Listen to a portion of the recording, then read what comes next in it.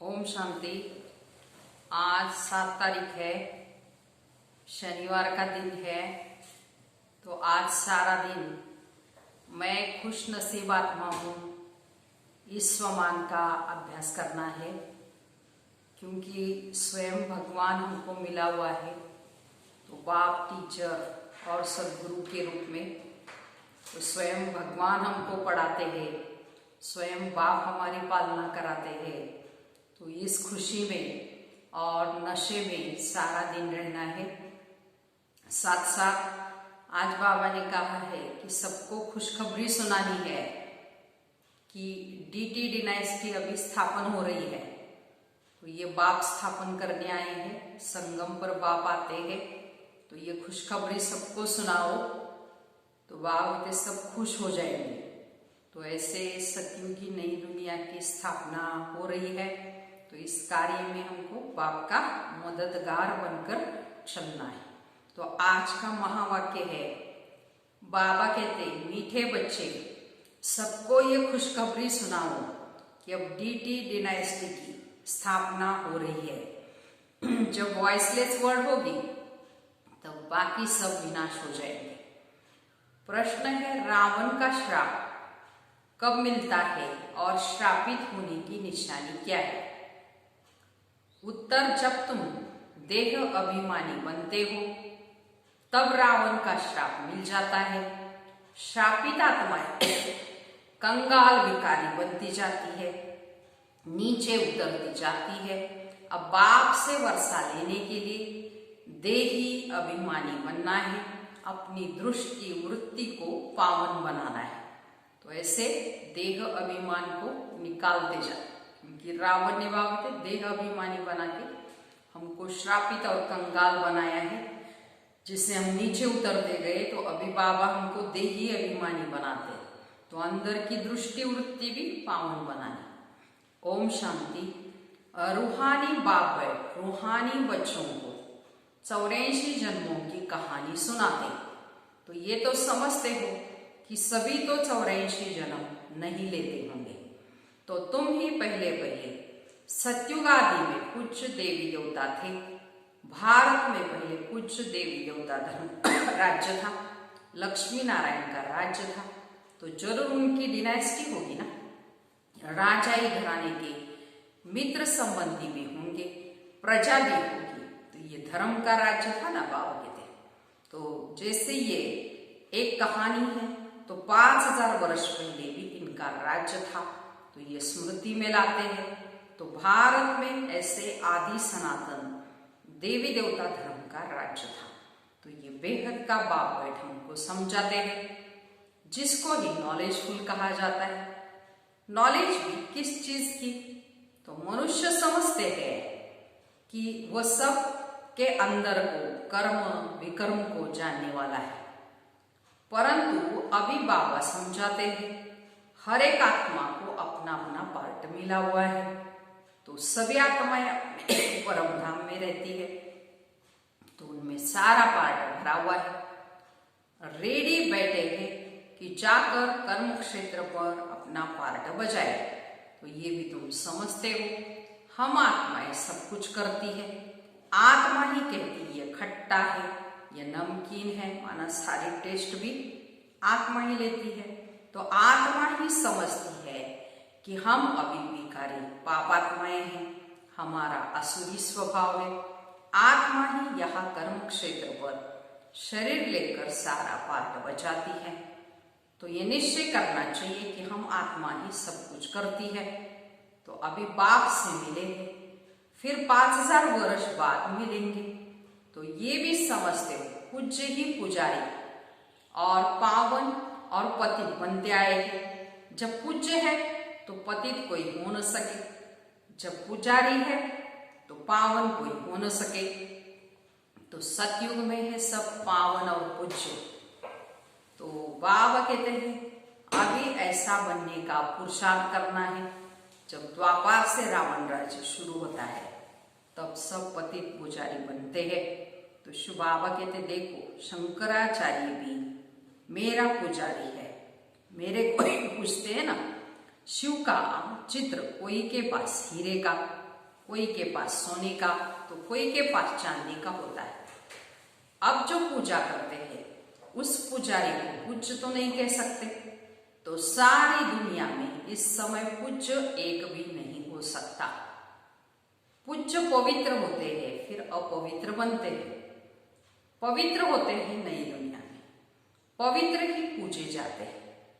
जैसे कुमारी जब पवित्र होती है तो बाबा कहते पूजने के लायक है।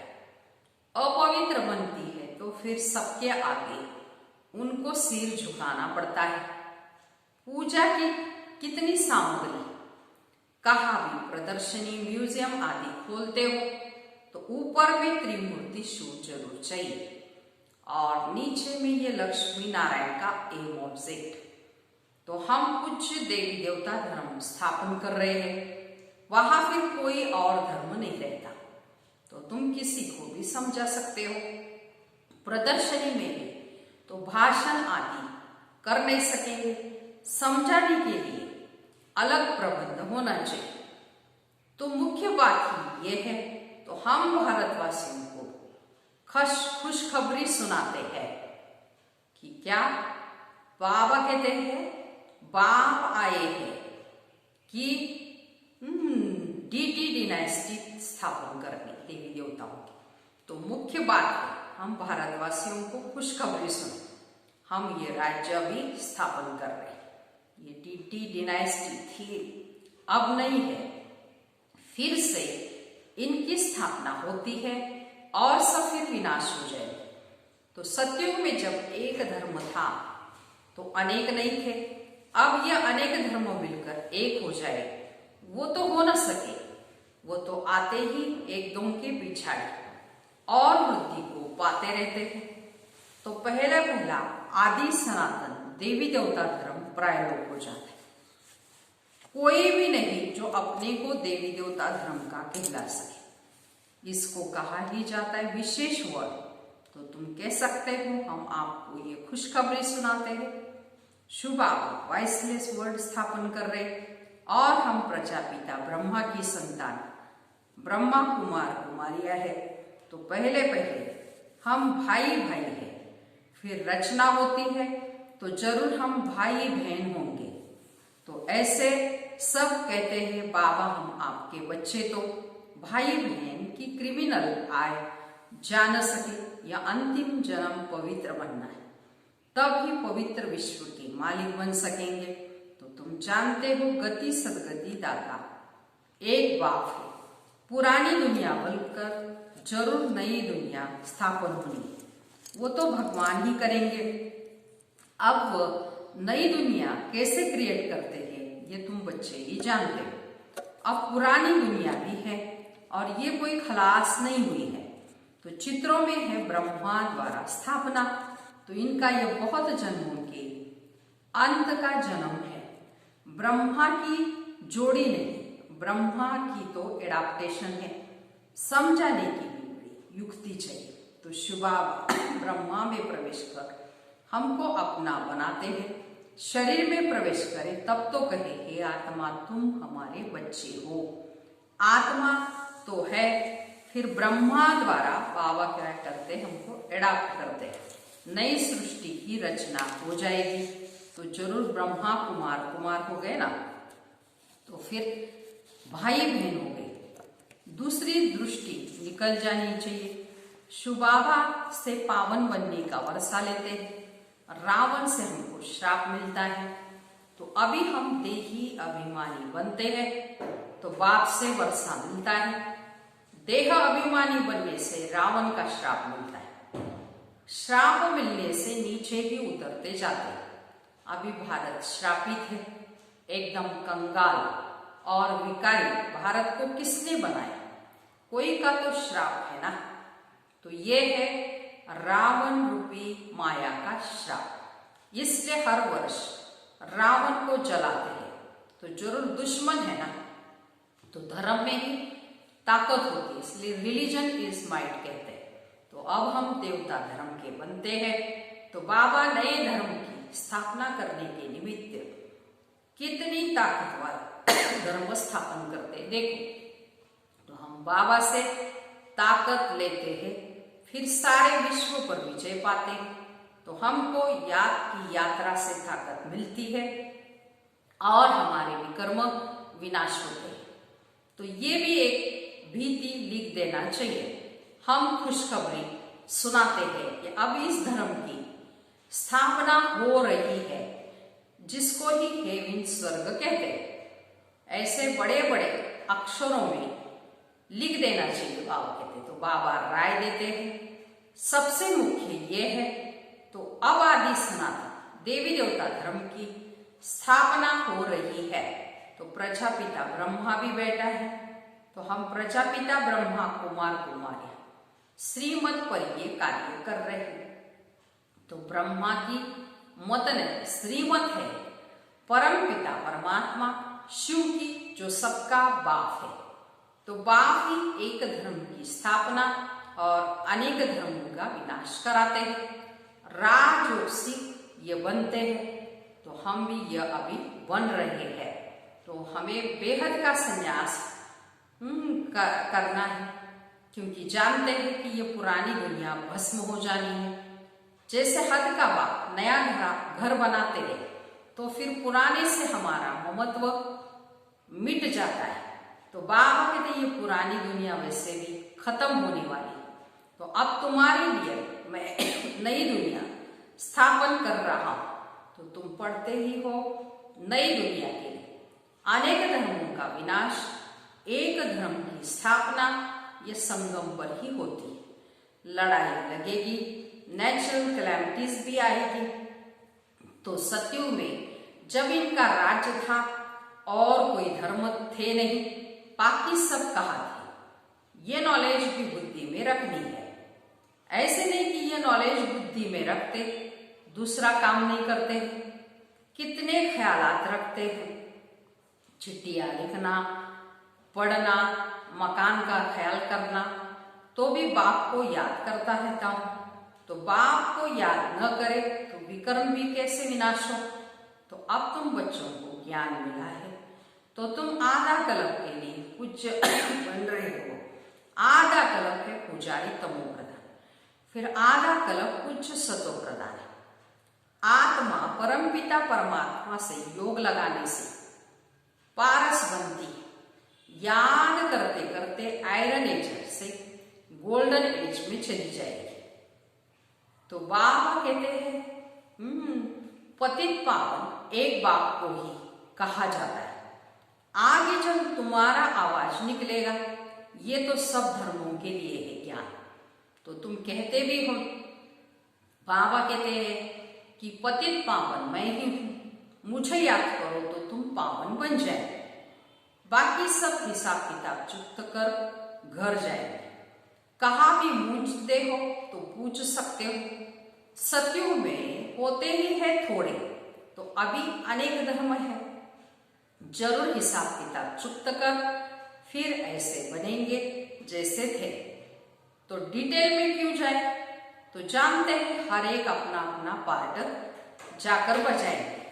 तो अभी सबको वापस घर जाना है, क्योंकि यह सब सतयुग में थे नहीं। तो बाबा आते ही है एक धर्म की स्थापना और अनेक धर्मों का विनाश करने। अब नई दुनिया की स्थापना हो रही है, फिर सतयुग जरूर आएगा, चक्र जरूर फिरेगा। तो टू मच ख्यालात में न जाए। मूल बात है हम सतो प्रधान बनेंगे तो ऊंच पद पाएंगे। कुमारियों को तो इसमें लग जाना चाहिए। कुमारी की कमाई माँ बाप नहीं खाते, परंतु आजकल भूखे हो गए ना, तो कुमारियों को भी कमाना पड़ता है। तो तुम समझते हो अब पवित्र दुनिया का मालिक बनना है, तो हम राजयोगी हैं, हमको बाप से जरूर वर्षा लेना है।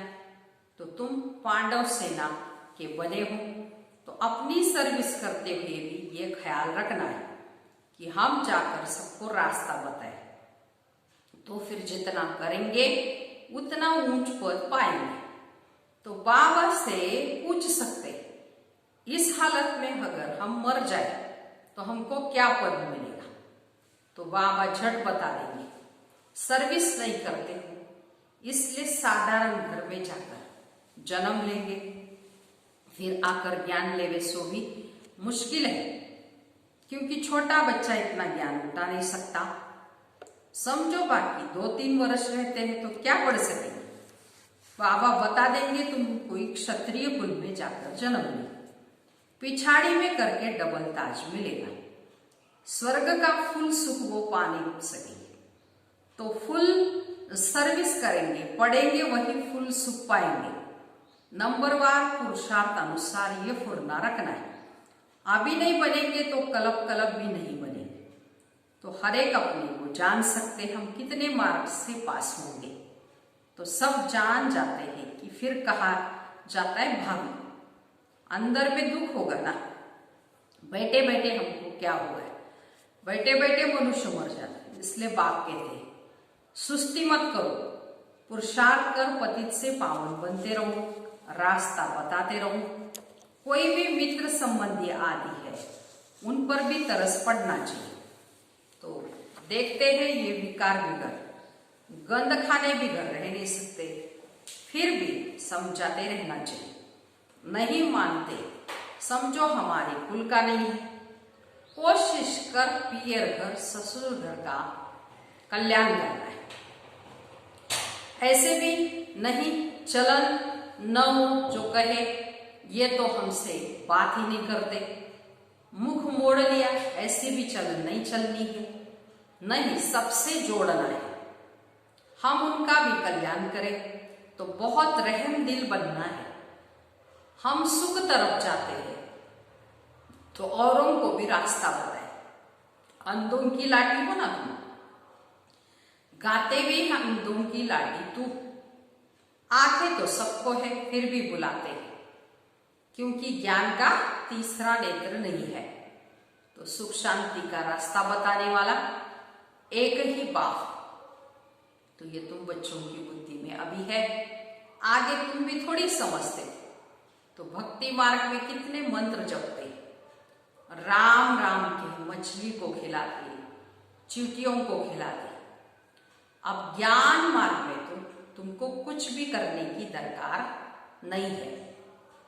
पक्षी तो ढेर के ढेर मर जाते, एक ही तूफान लगता है तो कितने मर जाते। तो नेचुरल कैलेमिटीज तो अब बहुत जोर से आएगी, ये रिहर्सल होती रहेगी, ये सब विनाश होना है ना। तो अंदर में आता है हम सब स्वर्ग में जाएंगे, वहां अपने फर्स्ट क्लास महल बनाएंगे। तो जैसे कलब पहले बनाए हैं, बनाएंगे फिर भी वही जो कलब पहले बनाया होगा, उस समय वह वृद्धि होती जाएगी। तो उसका ख्याल अब क्यों करें, इससे तो बाप की याद में रहे, याद की यात्रा को नहीं भूलो। महल तो बनेंगे, कलब पहले मिसल। इस खुशी में तो रोमांच खड़े हो जाने चाहिए। बाबा कहते परंतु अभी याद की यात्रा में तोड़ निभाना है ना, और बहुत खुशी में रहना है कि हमको बाप, टीचर, सदगुरु मिला है। तो इस खुशी में तो रोमांच खड़े हो जाने चाहिए। तो तुम जानते हो हम आए हैं अमरपुरी का मालिक बनने, ये खुशी स्थायी रहनी चाहिए। यहां रहेगी तब फिर 21 जन्म वो स्थायी हो जाएगी। तो बहुतों को याद कराते रहेंगे तो अपनी भी याद बढ़ेगी, फिर तुमको भी आदत पड़ जाएगी। जानते हैं अब पवित्र दुनिया को, अपवित्र दुनिया को बाबा कहते अभी आग लगनी है। तो तुम ब्राह्मणी हो जिनको ये ख्याल है, तो इतनी सारी दुनिया खत्म हो जाएगी। सतयुग में ये कुछ भी मालूम नहीं पड़ेगा। अभी अंत है, तुम याद के लिए पुरुषार्थ कर रहे हो। अच्छा, मीठे मीठे सिकीलते बच्चों प्रति माता पिता बाप दादा का याद प्यार और गुड मॉर्निंग। रूहानी बाप की रूहानी बच्चों को नमस्ते। हम रूहानी बच्चों की रूहानी माता पिता बाप दादा को याद प्यार, गुड मॉर्निंग और नमस्ते। अभी सारी मुरली का धारणा के लिए मुख्य सार सुनेंगे। पहली पॉइंट है, पतित से पावन बनने के पुरुषार्थ में सुस्ती नहीं करनी है। कोई भी मित्र संबंधी आदि है उन पर भी तरस समझाना है। उनको छोड़ नहीं देना है। दूसरी पॉइंट, ऐसी चलन नहीं रखनी है जो कोई कहे इन्होंने तो मुंह मोड़ लिया है। रहम दिल बन सबका कल्याण करना है और सब ख्यालात छोड़ एक बाप की याद में रहना है। आज का वरदान, समाने की शक्ति द्वारा राम को भी राइट बनाने वाले विश्व परिवर्तक भव। विस्तार, दूसरे के गलती को देखकर स्वयं गलती नहीं करो। अगर कोई गलती करता है तो हम राइट में रहें, उसके संग के प्रभाव में न आए। जो प्रभाव में आते हैं वह अलबेले हो जाते हैं। तो हर एक सिर्फ ये जिम्मेवारी उठा लो कि मैं राइट के मार्ग पर ही रहूंगा। अगर दूसरा रॉन्ग करता है तो उस समय समाने की शक्ति यूज करो। किसी की गलती को नोट करने के बजाय उनको सहयोग का नोट दो, अर्थात सहयोग से भरपूर कर दो, तो विश्व परिवर्तन का कार्य सहज हो जाएगा। ऐसे सारे दिन के लिए बाबा ने विश्व परिवर्तक भव का वरदान दिया है। तो बाबा कहते दूसरे गलती करते इसलिए स्वयं गलती नहीं करो। अगर कोई गलती भी करता है तो तुम राइट कार्य करो, राइट में रहो, उनके संग के प्रभाव में नहीं आना है। बाबा कहते तो ये जिम्मेवारी उठानी है कि मुझे राइट मार्ग पर ही रहना है। तो इसके लिए कोई रॉन्ग करता है तो उसको संभालो। बाबा समाने की शक्ति को यूज करो। किसी की गलती को नोट करने के बजाय बाबा कहते उनका सहयोग, उनको सहयोग का नोट दो, तो विश्व परिवर्तन सहज हो जाएगा। स्लोगन है, निरंतर योगी बनना है तो हद के मैं और मेरेपन को बेहद में परिवर्तन कर दो। जो हद का मैं है ना, मेरी नेचर, मेरा संस्कार, मेरा स्वभाव, इसको बदलो और बेहद में कहते परिवर्तन करो। अच्छा, ओम शांति।